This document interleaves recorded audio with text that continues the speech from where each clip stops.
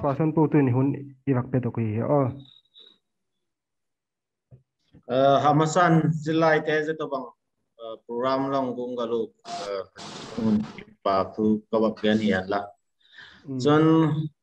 correction pakhat dana civil service interview ting tung lati kha interview katung kapu men su ni vei tung vei bel kalapi awang hele chu kawak correct jot no ma he tu ni program ding o hi ka kising sakdan wagyan lang masang katin tulai hi information is hi to kitonin information source atamta internet ai le na idoi doi hi a job profile ai lo la salary ma a loading zat chun banggola ke kising sak ding ti ho zo si hi mu jeng the ta je ga kha CCM king khale a exam dan bangku gula holding ham kissing sakting ham titlam kha gen ding ahum kisalo ni kai kati chule tulai sepna au ki join thak kati chuka center join thak hi ki boi thema oti ho anet detail thil lon tingin on na kinai pu laka gen nop dan jok chu huti hi head sao to bang hilele tam takin ila ngai sak tak lut bek lo ilung lut na bang hem ti kema support het ba sepna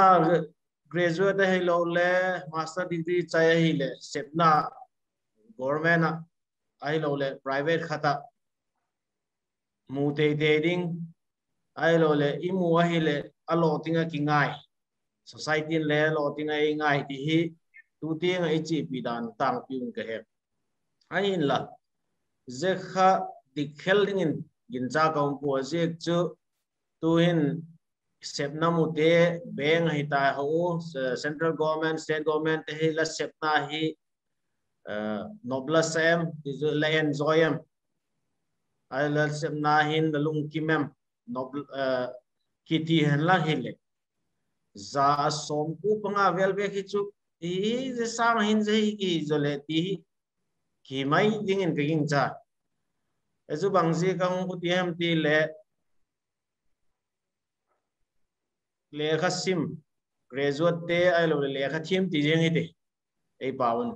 educated ta dinga society in le chu le mimal in le ite dan kha office kha da ba sem de office kha da se himi mai le chu a le kha zil na lo ting ti kha ngai dan khat kha hun sot pi pata ala ki lom ji ga ai employee hi sang employer hi the hi phazoi ti lampang ele tulai ki thuil ki ti mu hun tain ke he je a patna ka wagyan na chu banking le financial sector looting exam peding ki sakai chun bangul he ma job profile iti bang na he se po he bank pio ten bang na ai lo le reserve bank aten bang na nabad aten bang na cp aten bang na ai lo le financial institution tho to insurance company same talent LIC national india new india assurance company di ho same talent bang he ma se kalung lu chi hina dem ti he hat nasat again tulai sepna holding ten whole chill muscle le in hading in king cha aji chu ke kha kalung du nalam kha insurance bang helai the ai wang bank pio exam jam jing ai lo le na ba le RBI ala exam jam jing hita bang mutaleng le ka sepna kha enjoy di king cha po e bang lung thima lung kim lo na khat kham ding e je chun sepna hol lai te ading koi mo chu sepna tun central government ahem state government ahem bank ahem ai lo le bank hilo financial institution dana ko again IRDA idi Insurance Regulatory Authority of India the LIC New India Assurance the General Insurance Companies ho ai lo le CP zo kha azo profile thei ve kai da du lai internet da pat he en ma san zer hi chu ase bu hi azo profile kai dai le kalung lu na lam chi ne ti kha gel fel potin finalize potin example in zekha lotin na oi pen ding in king cha chon anasep lam achun ajik chu tu hi en ta tu ka gen gola chu azo profile bang hi bang sem hem ti en ta le mai theya en nai lo te ding en ta te ding le i wak recap theina ding in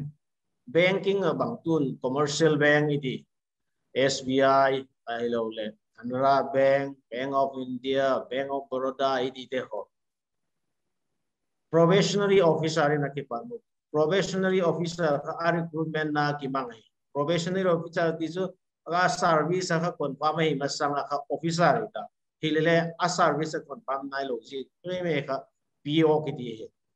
o a join pha to le a designation ka PO kiti ti lo assistant manager ong ke pano banking hi I exam te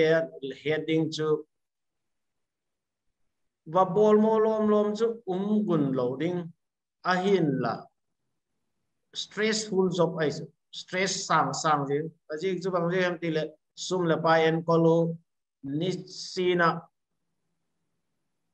doorbol to tekin tale doorbol chun kitu ta door a at call no pa a door kha khan a u dai le jinkala jani a balance kain in din su netong ma accept ka nita ki loi masang le tele ball ki din chun chain din jinkal le je ko gol chu he bank commercial bank ani accept ania deposit withdrawal hole loan ki pe bang kim kha ateli lo le in lam chi thei lo officer pe ba chun bahem ti sukhelo ma sum le pai involve tehin thun teli theitalo ania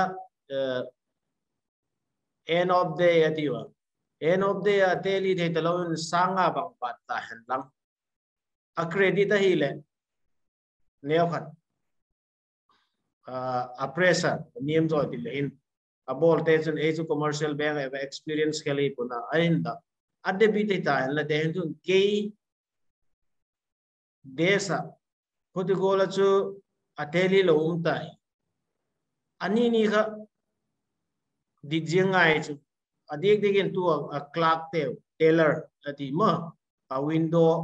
management ama window pada khan sanga bang teli lo a piek lo le in lam chi thelo je ka bank clock ho tam tak het ki ke lo ba aman sumane lim chang yang lo ile a in advance ai issue in taka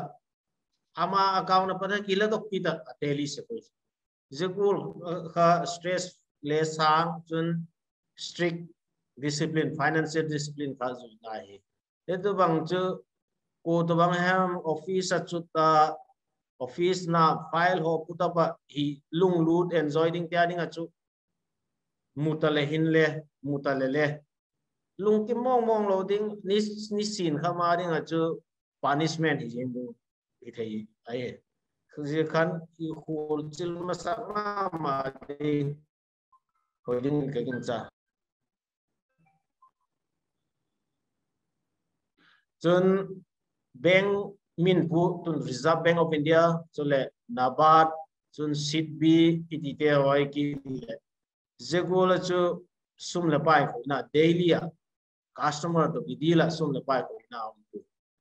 ama to te chun a relax ki chun loan pick tu nabat bang le city bang so loan ki pe tho elele i client kha tu public yung hilo bank ai lo le state government ai lo le ken ka chu NGO on lending ti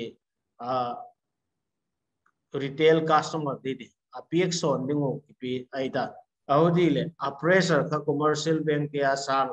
a pressure di na a stress level ka niam zo chun kasep na nabada gen le nabad to sit video hi government asim dan mo le nabada hi le agriculture to rural related related activities government of India policy bangkima guide to ding sit village go to MSME de policy change bang government and ado ya hile ama ka I advise ko kila government and ado jadung ju ka policy change abole alle lama ju government to kisai ju advisory role i play na le chule government in scheme chum tun farmers te ading iti local media ading adang dang ho ading ai bang nabat through direct government in sum aga kaung pejing lo ai lo le bank taking a park jing lo nabat ai lo sit pi pi ho ka park abo le via media amat chun promotion lama en kitale bank ahi chun bank nabat sit pi RBI ke promotion prospect lamen ki len promotion prospect chu athiam theite le asem gim peite di ete ading chu promotion le changang chun a prospect le hoya dana gawa gen insurance te hi le bank te golin changang ko ti tang pi hi dai banking chu promotion de sin le interview to written a khomem ai lo le written ngon ai lo le interview written lo na chu interview kite de stage din assistant manager but manager tung dilen interview manager pada senior manager atibam ai lo le to deputy manager ati ho SBI 10 deputy manager maun ke Kuti dinga khadun nabad le assistant manager pada manager pada SGM te interview stage jo si ko he to sit bi te wang hi written A to B apad he to nabad le interview chau auma to assistant manager pada SGM interview he SGM apad DGM ning kha written le interview le kit DGM apad GM ning kha interview kit GM pada CGM de le jo gol hoga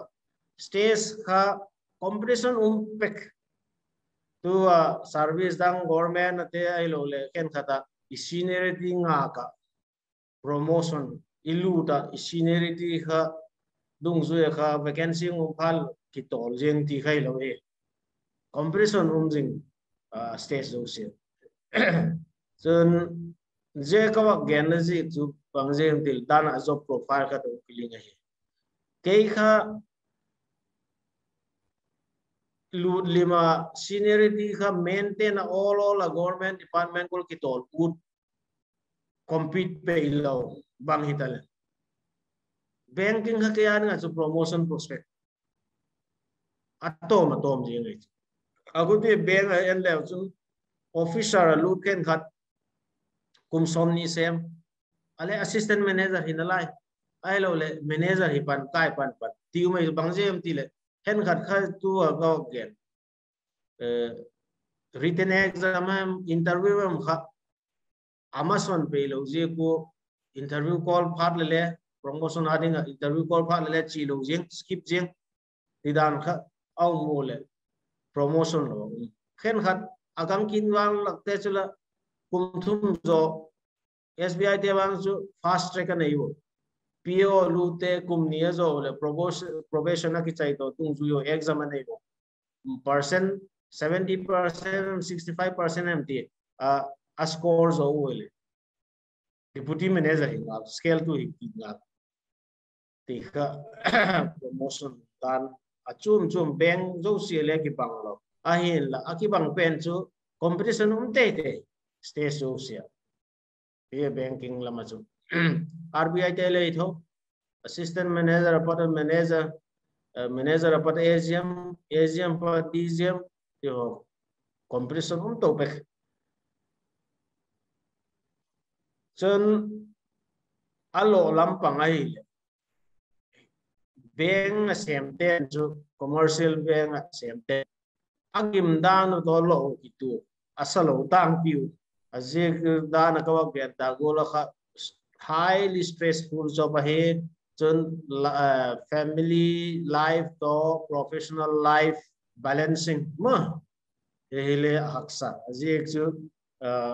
lanaw ma hele zanda ko le chu hele in lam chi thelo de dak som le chi thelo de dana ilim ka gen bahem ka teli lo ai lo la bahem ka kitu thelo ma hele nu chi thelo azek chu jingkal ki le jingkal le na pat jing thei sa la nu chi nai pat jing thelo ai ngai le la nu chi e kai a stress level to eta responsibility to eta alo tampu etibo ai la lo chu tu lai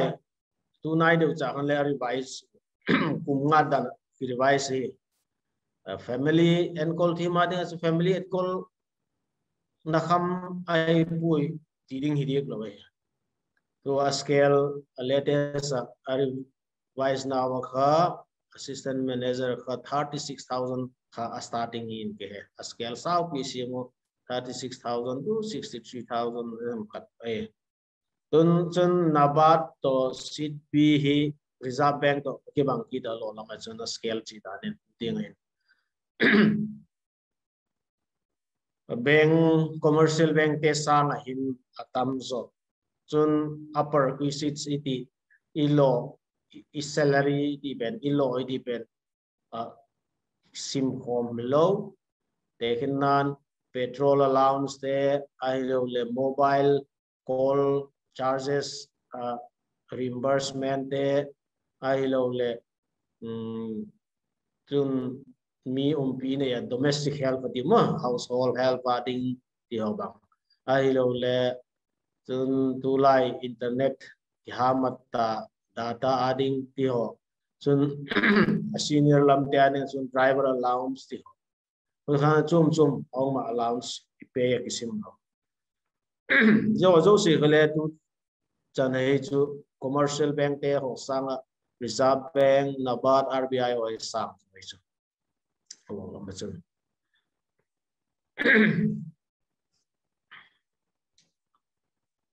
chun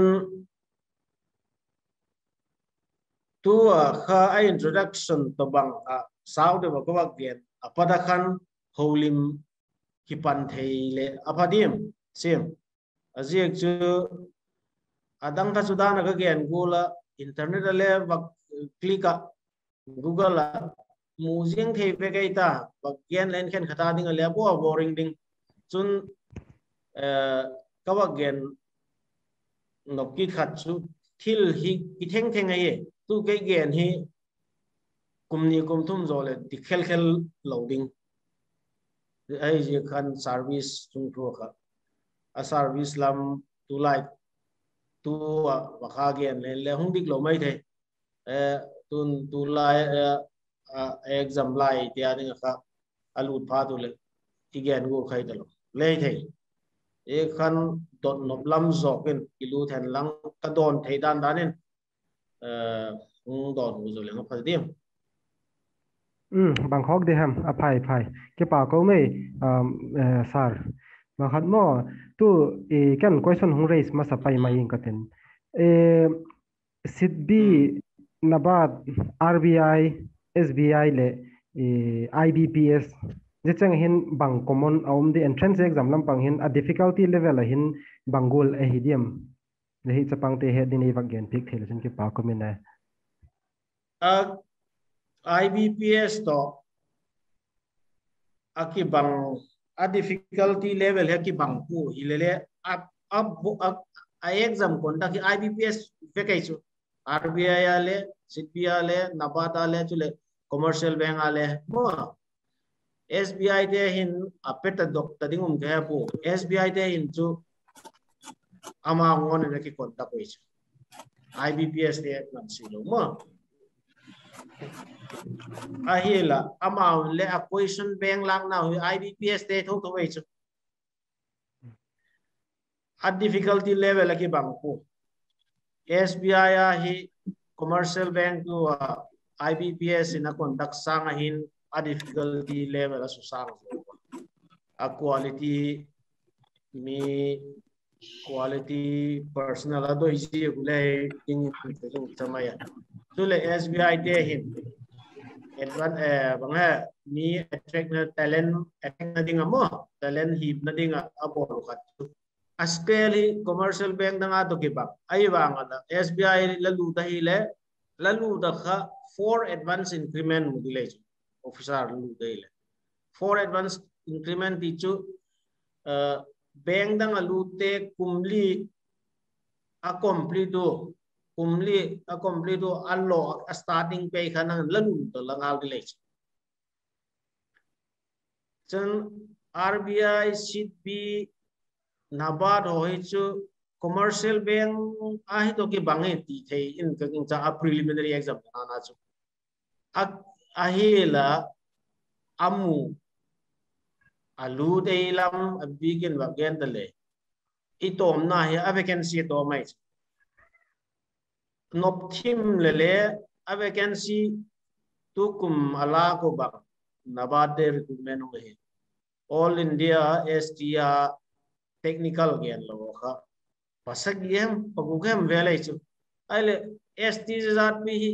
all India a top 7 khai de ngai ta so ahudi le question khan of team le anop le midang le no phung sakit ai bale alu thaksa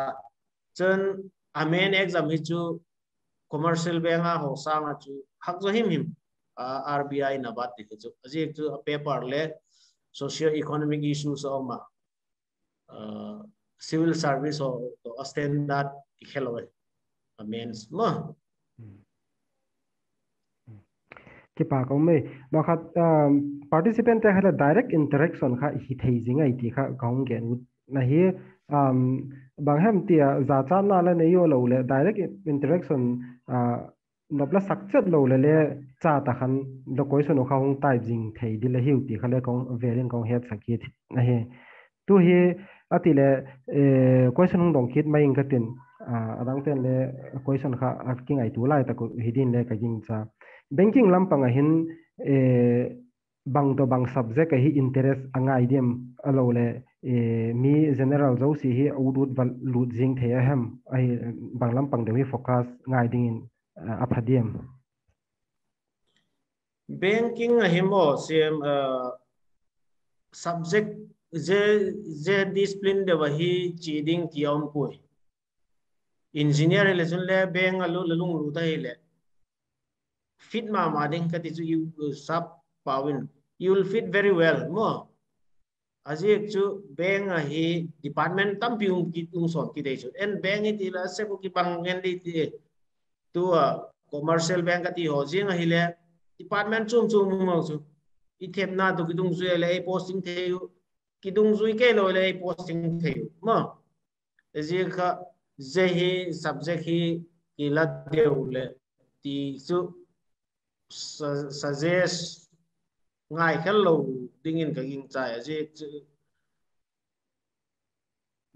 discipline chum pat kilut ko mai chu tu NABARD hile en khat chu agriculture graduate te ane NABARD bang koi de akoi ulele dik pui chu katipu ahila engineer aumu civil engineer kan khat mechanical engineer kan khat chartered accountant ma loi de bang le tu go la khat chum chit ilung lu lamai na kai chun nabat kasep nai tu dung jun ka head pen le ngi dingai rural exposure mo tu farming community ti low ball te hoi ta na dang le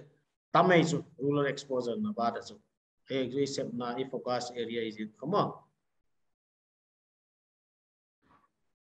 chun dana system na gen kha emi hi ele ki kele tho bam te program ne ile mi ne nu sane na tie ki diem tot na dot hi akitai ma pu kolte ule a hello kele gen barbar jim khok sak na nei lo chun dot dile hau theo je ga kha kisung la ki lang la thil do do kha bang he min ei ni sanati chio kai lo ka training now khato faculty khadin again one who asks a question dong te hi minute nga sung kha full they appear to be full ayu khen question bang ma tong ke lo te hi they are full forever ati digle dik thoi chu I het sa sai le adang atong ngam lo te ading le dot the participant taking a kha thil khat again u ma ama hi sar le ka ti ni dang kha ukap ka ti se ka ti jik chu ke po som kong pa zo hi ke le career guidance hi alama mo ma jing ka hi adik tak chu ke khan kama mo lam hello ka pa zo khan I ma mo peak ma jing in tin aku ma va panding varon ding le lo mo je he po som ka pas khan tu I ho to pau sa parking he ka pa to ka va chiu na ma pat le advice tam ta ka wala wa ka phat chum pi ma mai ti kha khong gen u de nang tu I chu online platform he no direct interaction ai nu le va chi ngai lo wa bol the ta mo la wang phat na kho je ka khong gen u thi han lang question khatong lu tam mo sa ji cha da he khatam he la bang he question kha sit bi le na ba thi khoi zo promotion aspect a hoi zo diam promotion aspect ach ke mu da ne na ba da hoi zoi bang je ka ti le azia ko ma sit bi organization ne wa he to office staff strength he sang khat ting ham aus ai na ba ka staff strength he sangli le ti be lai chu sangli wal de mo ai le sangli wal de la kha sit bi nabadi di official oriented organization ki tivente officer tam zo staff clerk to messenger staff o sang ai mo je kha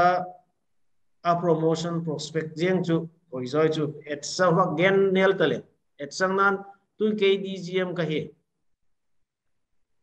DGM hi nabad hai post hi zawal mai chu zale somli welhem sit bi chu somnga wel khelum lo ngai chu bangje dile organization ne ji khamo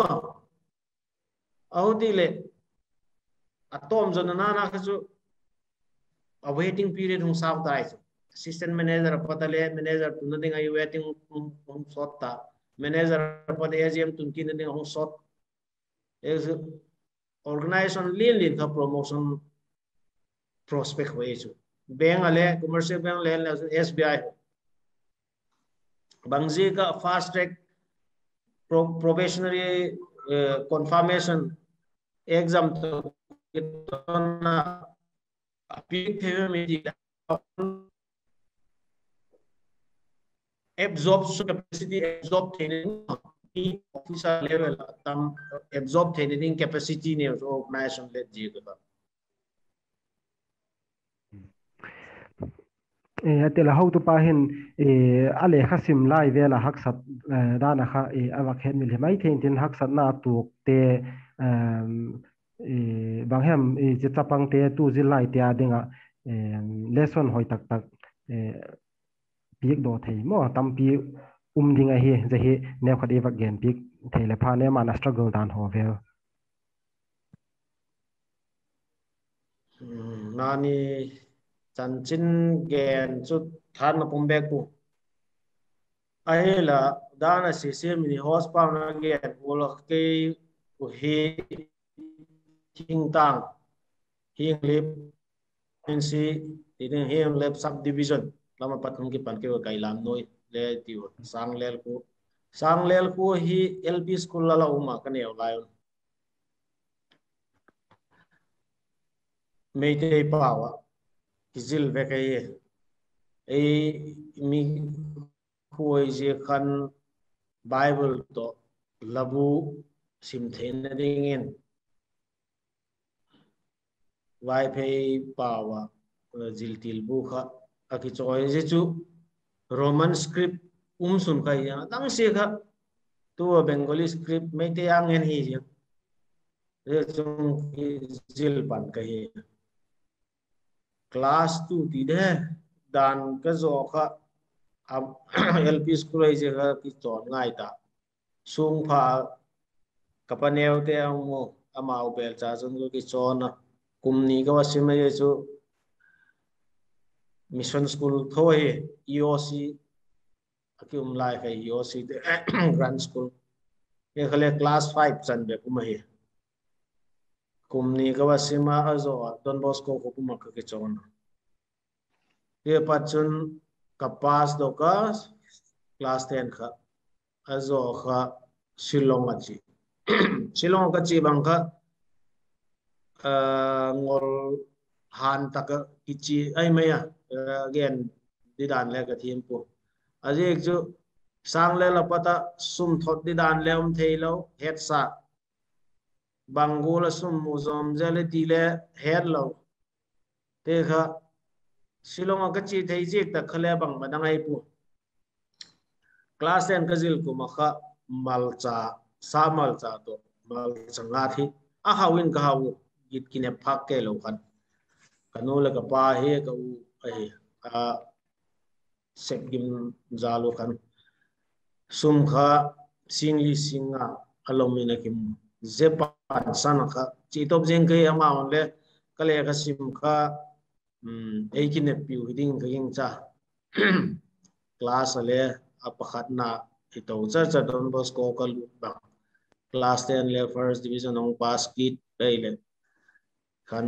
ei kin piu ding ka ing chai nial nom po wai solo e khan chu agam le gam na ta gam hung buya hak sat na tam pi ki thu ka hilele zehun laya kalung gel chu sep nam lo wa in lam ki le ki him lo ding ngona ti kai chen gnu la pa ten en sung mi ten nek kom ding ai nga koi ti ka kalung thimin a jinga ji khale hin tin pathin nei mal zo la kaloi te ka bet speed la ka su sep na mu mas sapen ding kai su amu bak pen ka ti na resort no mo kum lost tam lo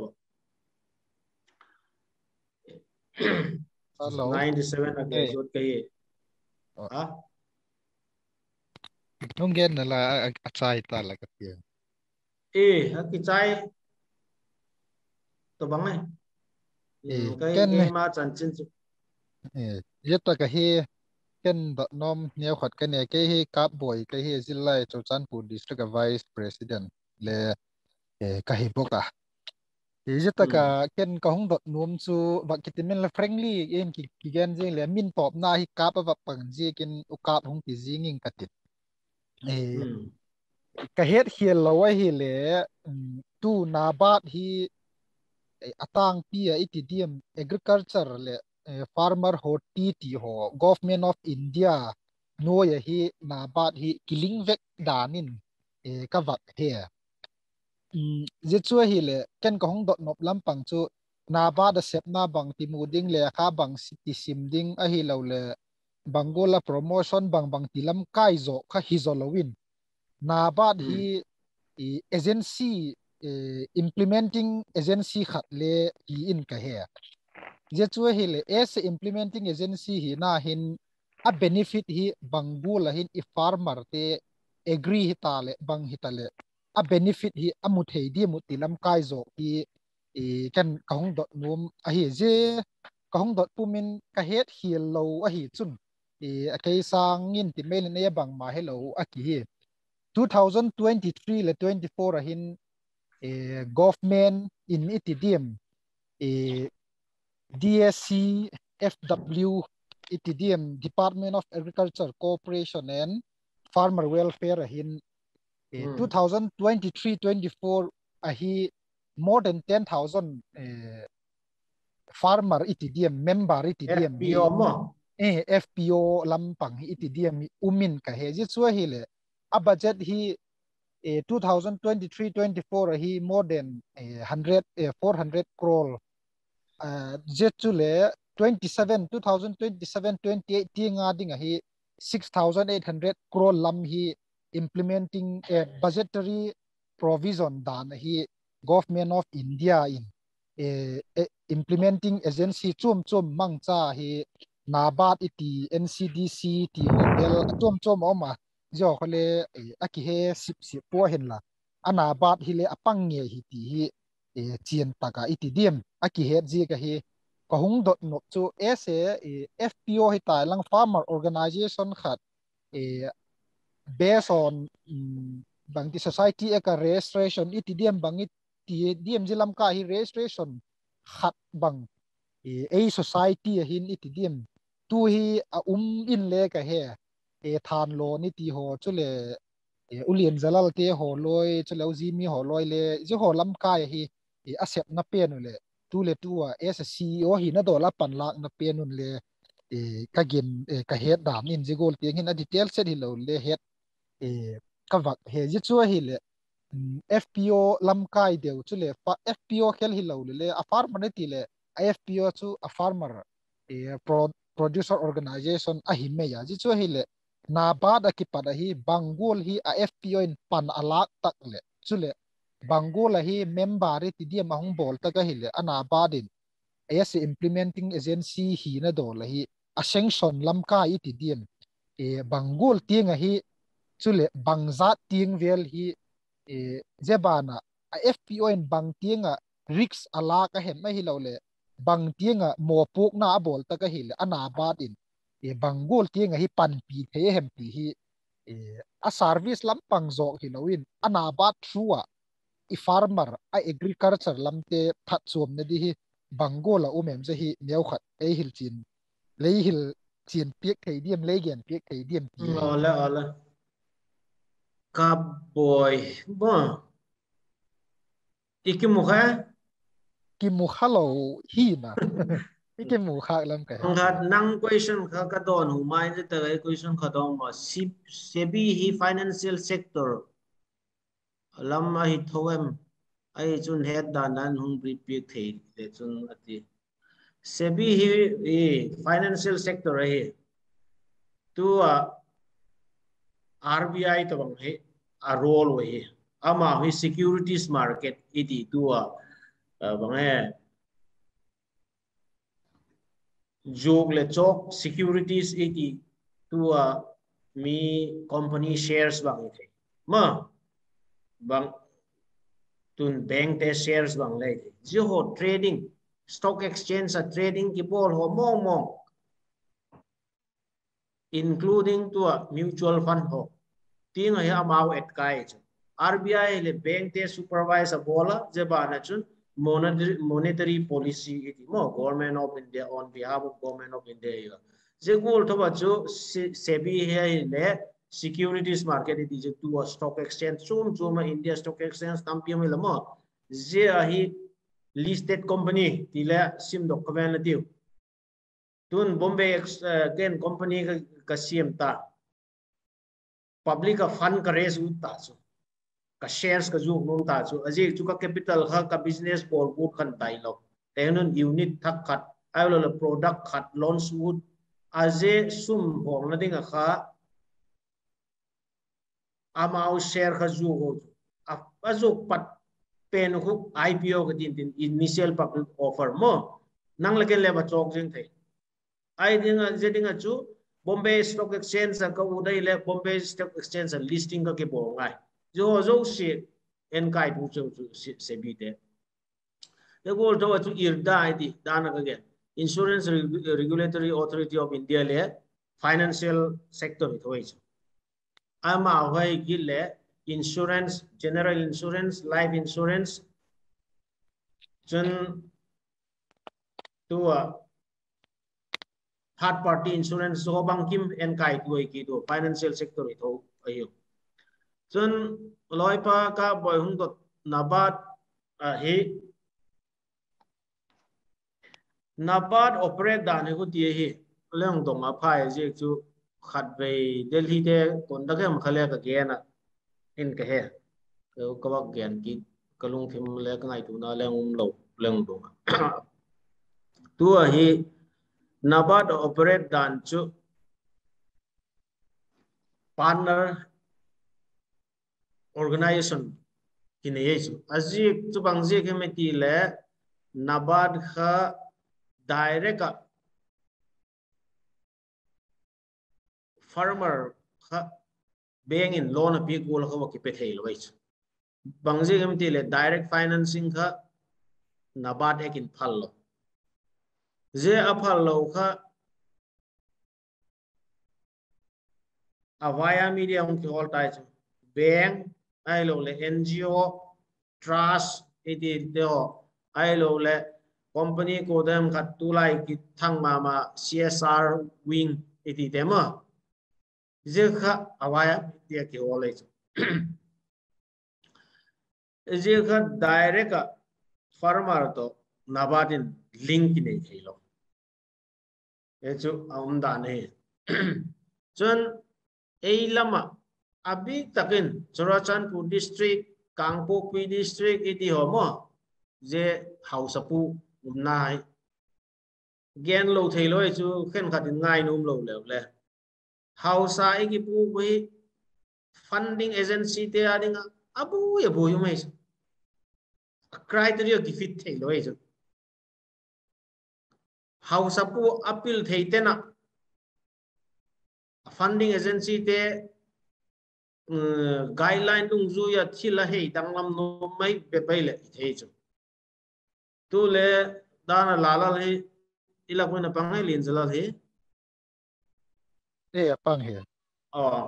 ama hin FPO apor khole bangola apro sidhem kahepu kala dong mantu azik chu FPO hile nabad project nabad on fanale uma tu ka boyong dot CSS FPO ki event central sport central sector ma a sponsor central government in je he 10,000 sim ding ati ahin je hi nabad NCDC small agri business consortium mo SFSC tu le adang dang ati le khaje pathu mai hi tu hi atam ahung et be government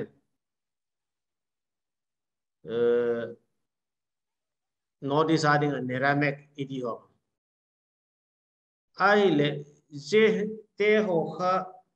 I implementing agency wa tu nabad NCDC dio a channel agency ke PH a direct implementing kilo that I actually implementing kha tu a CBB or dio cluster based business CBBO cluster based business organization ma ama khan selection bolage selection bol today central government ai taji state government te lepang district administration lepang je hi igen khil lo mai the anei tu beya chilong bondo di hile kilo anei tu khati chu kuman ownership tak je ke project ai khen tiamo hung google taka hung sem dingin ka tine feedback se ku ayela government same here government in direction a pick isu ingaya tu CSS FPO dan chu ile state level hi monitoring committee uma isu NABARD le member secretary hi regional office ate chun agriculture produce commissioner ai lo le chief secretary ai lo la manu mini khatin the chair ding district level ka DDM the NABARD te umna kha district development manager umna kha ama kha member secretary ding unken khata chu agriculture department hi naw le ai bol sang naw le kha DC kha chairman ding gondan hi chu hoi tung ma je nga hi la ground na sep dong ti dan hi khil hak sa pi yong ile kilo azelam hak san dalam chu gen zo pung katin FPO hi kawak gen num zo la question zo kole ding ka ing cha NABARD noile FPO ke bol FPO ki pan pina ki pik dan choile farmers producer organization member ding chu farmer nge hi ngai khatna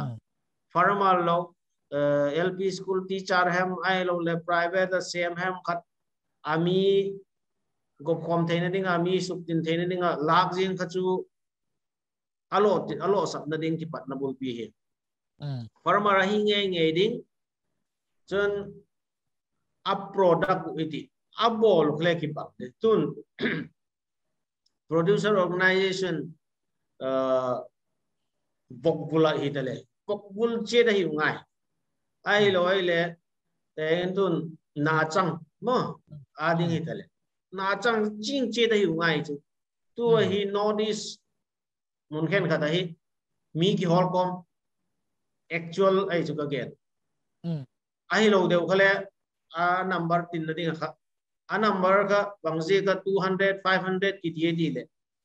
je mainland India lama experience ho para ka je tiang hi lo the company ong simu a company a survive na ding mo a sustain ding ka je tiang minimum member nga he agriculture ka high income lu na hi back po aje ku overall income ka tam thim bang le a margin pen mo a profit ta na iding pen ka tam talo lo wai agriculture product hi ma atang pia de je ka number ka target ki pi ai lo te le pang actual farmer lo ken khat na chang banana producer company bang sim ni te le na chang le khat le nei lo le pang yang ai lo le fishery tin le fish pond le nei lo cho kom ding le pang jing huti kha ye je kha atup dan tak chi ke lo chun alo sam na ki pat na le chule FPO hi atang pin akido ipen chu companies act noya register in the chu bangje mai ti le professionally manage hi a success na ding apoi mo bisa company act noya hi le board of directors ne yo board of directors te company act noya guideline hoi tak cha redung ju kha achieve mai chun professional hire theo CEO ding chule all India he boundary nei ko anop nok to le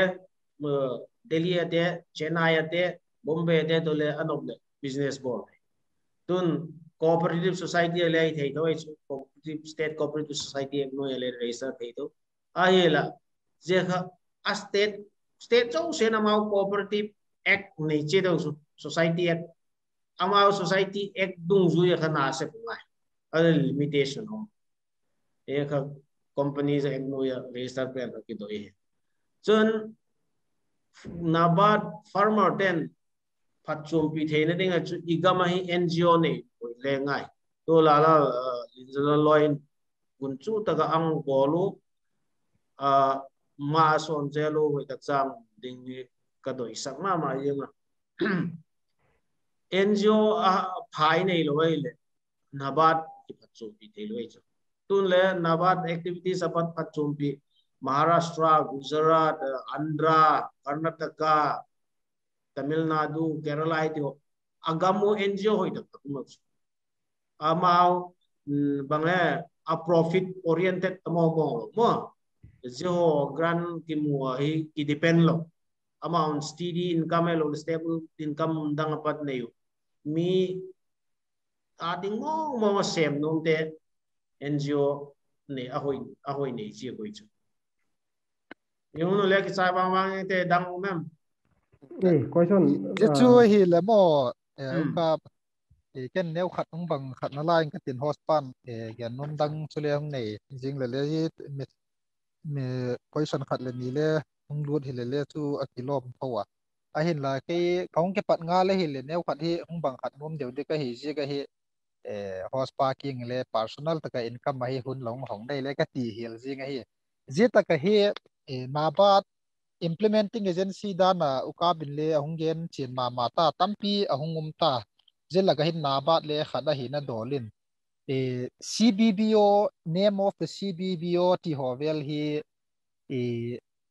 dara ti dam vara ti dam trust ti hole a uma chule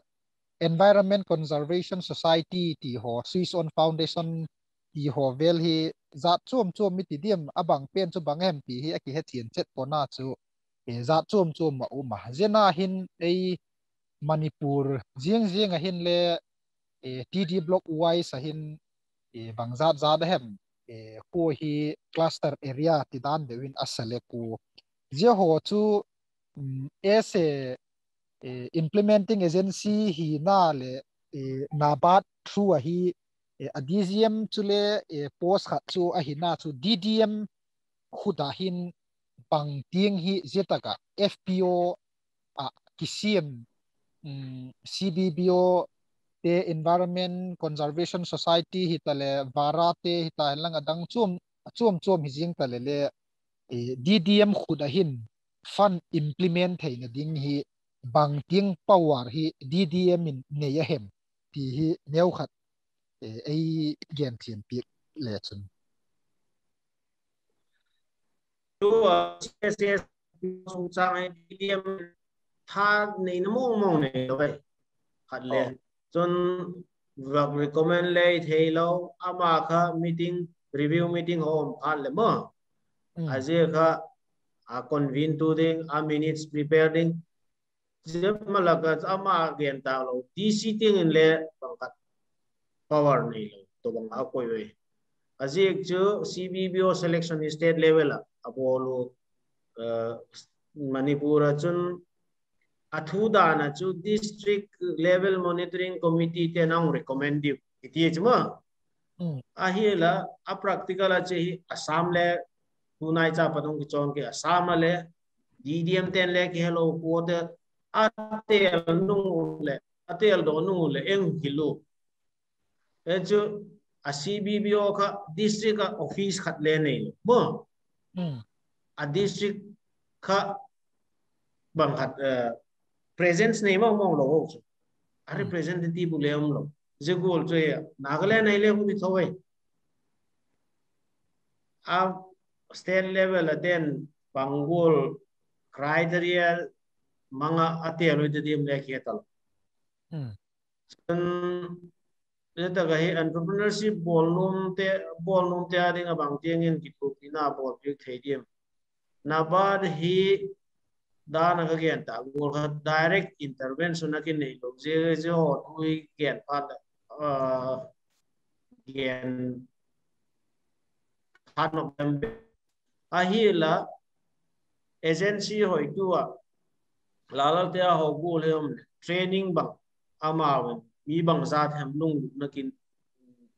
ki bang tha mi som ni la nga ting mi som ni ting bek bang au mai le te dia ne kha nabat funding training bol big theo chen entrepreneur nabat through apata government of India na channel chu tun veterinary graduate bang hi agri business and agri clinic and agri business center ma tun veterinary door ti hom on nading kha subsidy nabat through yo mai chu chun entrepreneur kha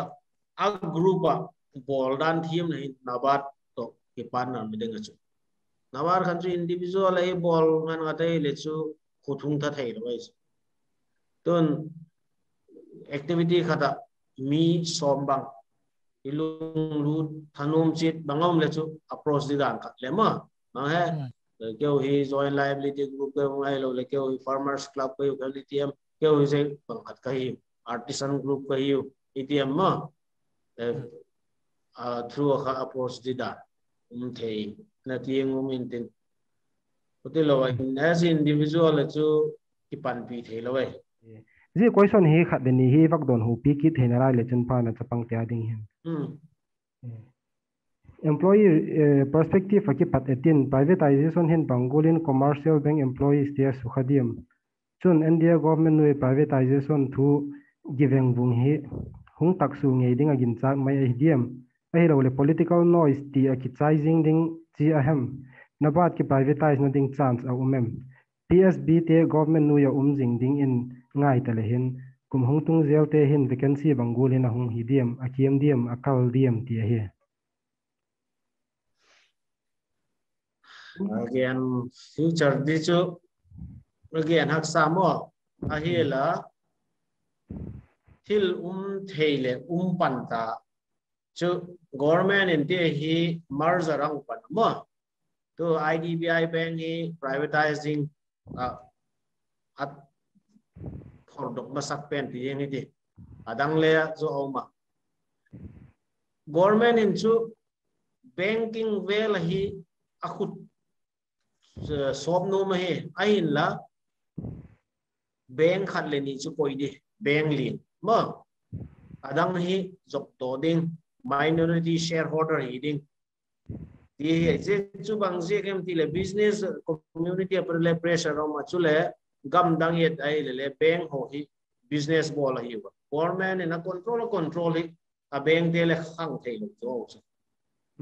ain ei lo ya de ji hung sei le ta kha